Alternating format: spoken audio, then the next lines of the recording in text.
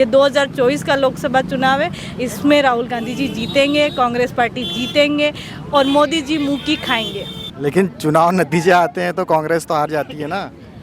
देखो, इन्होंने कहीं ना कहीं गड़बड़ करी ईवीएम मशीन में। जैसे मैसूर विधानसभा में बड़दिया गांव है, वहाँ पे 54 वोट ज़्यादा निकले। एक मोना करके गांव है, वहाँ पे 4 वोट ज़्यादा निकले। तो कहीं बाहरी लोग आके तो वोट नहीं दिए ना, तो कहीं ना कहीं ये लोग बाहर गड़बड़ कर रहे हैं, तो ईवीएम मशीन में ही गड़बड़ कर रहे हैं। एक भी मुद्दा नहीं है इंसान के पास बीजेपी को वोट देने के, केवल और केवल मंदिर के अलावा। लेकिन शिक्षा, रोजगार, चिकित्सा की बात आज कांग्रेस करती है। सब लोगों को पता है कि हम बीमार होंगे तो अस्पताल ही जाके ठीक होंगे, किसी मंदिर में जाके ठीक नहीं होंगे। सभी को पता है कि हमें बच्चे स्कूल में ही पढ़ाने हैं और सभी को पता है कि हमें रोजगार चाहिए, तभी हमारा घर चलेगा।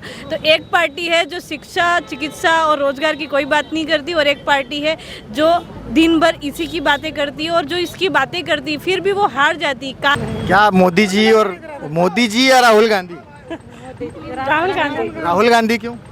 राहुल गांधी। मोदी जी अच्छा काम नहीं कर रहे क्या? नहीं कर रहा। कुछ बोल के गए राहुल गांधी। राहुल गांधी जी, माननीय राहुल गांधी जी ने बोला है कि जो आदिवासी है वो अनादिकाल से, जब से ये पृथ्वी बनी है तब से आदिवासी इस देश पे रहते हैं। मूल मालिक आदिवासी है इस धरती के। अच्छा, तो बीजेपी भी तो आदिवासियों के लिए कई सारी योजनाएं लेकर आई है। बीजेपी आदिवासियों को वनवासी कहती है और राहुल गांधी कहते हैं कि इस देश के मूल मालिक आदिवासी है, तो हम राहुल गांधी को ही चुनते हैं। आदिवासियों के लिए क्या नई योजना है? राहुल गांधी का मतलब क्या एजेंडा है? राहुल गांधी ने आदिवासी और जो गरीब तबके के महिलाएं हैं उनके लिए 1 साल के 1 लाख रुपए, महीने के 8,500 रुपये योजना निकाली है। जबकि भाजपा सरकार ने बोला था कि हमारी सरकार बनते ही महिलाओं को हम 3,000 रुपये देंगे महीने के, पर अभी तक हमने गांव के ब्राह्मण किए हैं, पर अभी तक किसी के खाते में 1,200 रुपये आ रहे हैं, किसी के खाते में अभी तक आज तक 1,200 रुपये भी नहीं आ रहे हैं।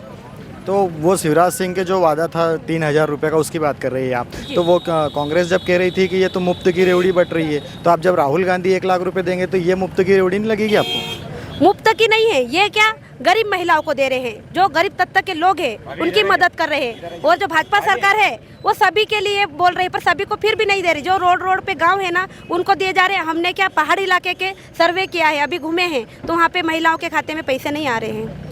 माहौल जो है वो कांग्रेस के पक्ष में ही रहता है, लेकिन जब नतीजे आते हैं, जैसे अभी भी वो कह रहे हैं कि अब की बार 400 पार, तो इतना आत्मविश्वास बीजेपी को कहाँ से आ रहा है?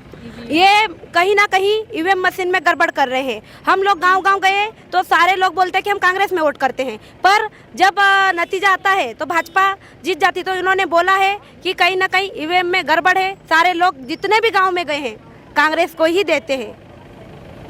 आप बताइए, ईवीएम में क्या लफड़ा है? मतलब कांग्रेस की भी तो कई जगह सीटें आती हैं ना।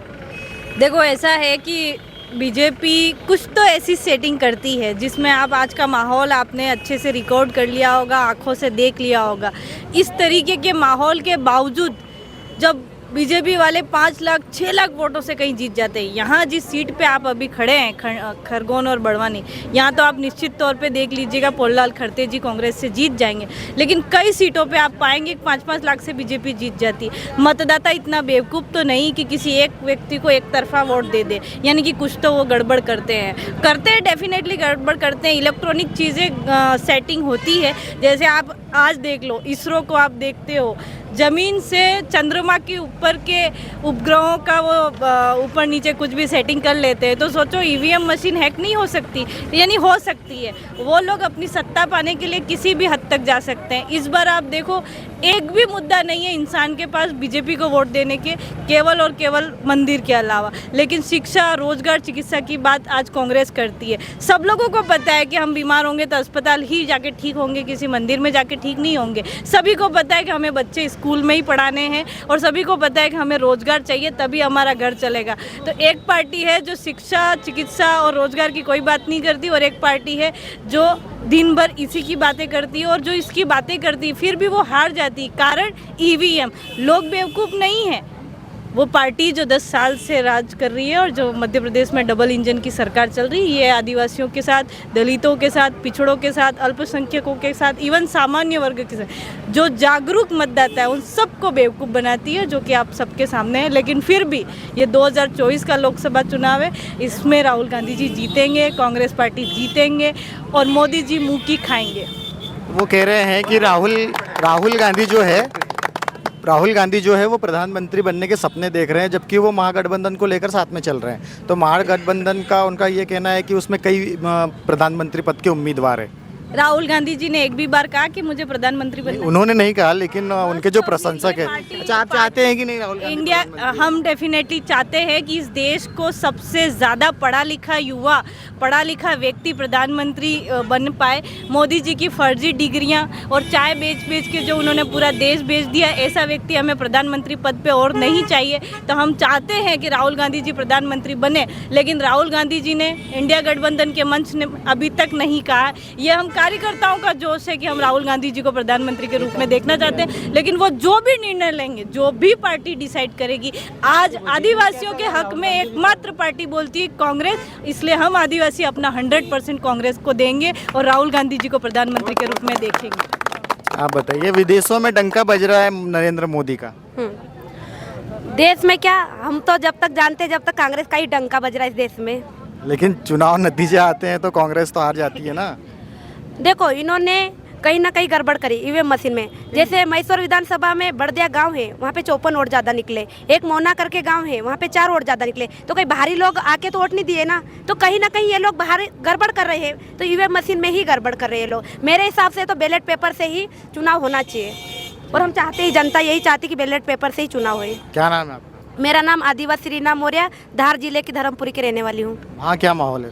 वहाँ पे भी अच्छा माहौल है और बहुत अच्छा चल रहा है, और इस बार कांग्रेस ही आएगी।